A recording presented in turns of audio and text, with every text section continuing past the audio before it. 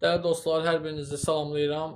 Deməli, bir son dəqiqə xəbərini nəzərinizə çatdırmaq istəyirəm. Masallı rayonunun Əmirtürbə kənd sakinləri uzun illərdir qazsızlıqdan əziyyət çəkdiklərini bildirirlər. Kənd əhalisi bununla bağlı redaksiyamıza şikayət məktubları göndəriblər və nəzərinizə çatdırmaq istəyirəm ki, kənd əhalisi bildirir ki, bir müddət əvvəl qaz xəttinin çəkilişi üçün hər evdən 700 manat məbləğində vəsait yığılsa da, sakinlər hələ də mavi yanacaqdan istifadə edə bilmirlər. Onların iddiasına görə, hazırda evlərə sayğacların quraşdırılması üçün Azəriqaz tərəfindən sakinlərdən əlavə olaraq 2000 manat pul tələb olunur. Kənd sakinləri bu vəziyyətdən narazıdır və aidiyyatı qurumlardan problemin həllinə kömək göstərilməsini xahiş etmişdir.